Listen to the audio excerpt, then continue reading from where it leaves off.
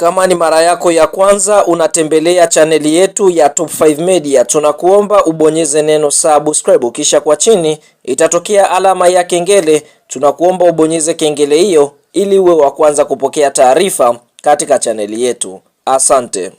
Wa ligi kuu ya NBC, mechi ya mzunguko wa mwisho ambayo tumetoka kuitazama siku ya leo kutokea katika uwanja wa Meja Jenerali Isamuhyo uliopo jijini Dar es Salaam, ni mtanange ambao umekutanisha klabu ya soka ya Yanga dhidi ya wenyeji ambao ni JKT Tanzania, ambapo mchezo huu umeweza kumalizika mara baada ya klabu ya soka ya Yanga kuweza kufanikiwa kuibuka na ushindi katika mchezo wa mwisho na kuweza kufanikiwa kutwaa kombe la ligi kuu ya NBC kwa msimu wa mwaka 2025-2026 mara baada ya kucheza michezo 30. Kwa hiyo Yanga kwa sasa ndio mabingwa tena kwa mara ya 5 mfululizo na ni mabingwa mara 33 wa kombe hili la ligi kuu ya NBC. Kabla ya kuendelea mbali, kama ni mshabiki wa klabu ya soka Yanga umeweza kufurahishwa na hiki ambacho Yanga ameweza kukifanya msimu, like video yetu, alafu tuambie kwenye comment, je, msimu klabu ya soka Yanga ni mchezaji gani ambaye ameweza kukukosha kweli kweli? Na je, kwa upande mwingine matokeo Yanga kuchukua ubingwa umeyapokea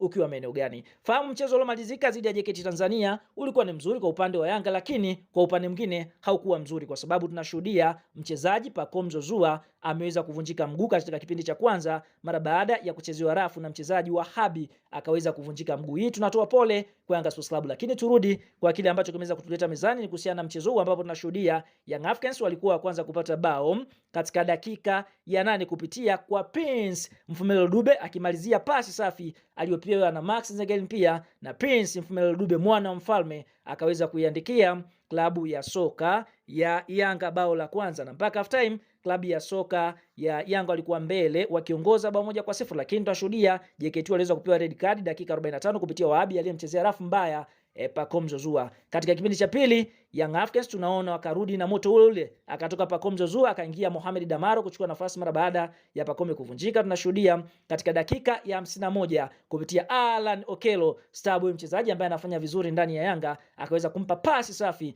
Max Nzengeli na kuiandikia klabu ya soka Yanga bao la pili. Na dakika 67 Dep shambuliaji ili hatari ndani ya kikosi cha timu ya soka ya Yanga akaweza kuiandikia klabu ya soka ya Yanga bao la 3. Na kwa upande mwingine Yanga Sports Club wakaendelea kulisakama lango la klabu ya soka ya JKT Tanzania, na mpaka mwamuzi wakati anapuliza kipenga chake, basi Yanga wamefanikiwa kutoa ubingwa mara baada ya kucheza michezo 30. Wameshinda michezo 23, sare michezo 6 na kupoteza mchezo mmoja. Yanga wamefunga mabao 71 na kuruhusu mabao 9 wakiwa na faida ya mabao 62 na alama zao 75, lakini Simba amemaliza nafasi ya pili akiwa amecheza michezo 30, ameshinda michezo 22, sare ikiwa ni michezo 7 na kupoteza mchezo mmoja, wakiwa wamefunga mabao 54 na kuruhusu mabao 11 na alama 73 katika nafasi ya pili. Kwa hiyo tunaona ndio hivyo Young Africans wameweza kufanikiwa kutoa ubingwa kwa mara ya 5 mfululizo.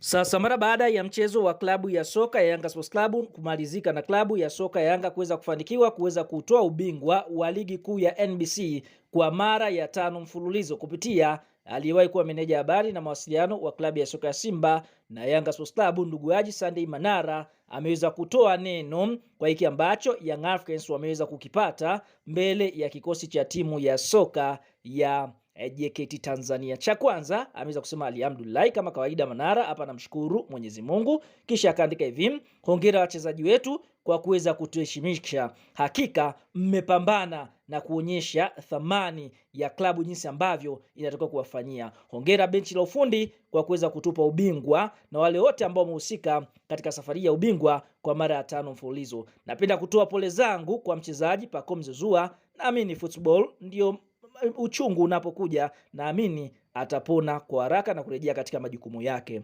Huyo ni Manara akitoa pongezi zake kwa klabu ya soka Yanga, lakini ameweza kuguswa na kitendo cha mchezaji Pacome Zouzoua kuweza kuvunjika katika mchezo dhidi ya kikosi cha timu ya soka ya JKT Tanzania. Kwa hivyo ametoa pole zake. Ukiangalia kwa upande mwingine Pacome amevunjika vibaya kweli kweli. Kwa hiyo na sisi kama Top 5 Media tuombe Mwenyezi Mungu aweze kumponya haraka mchezaji huyo aweze kurejea katika majukumu yake.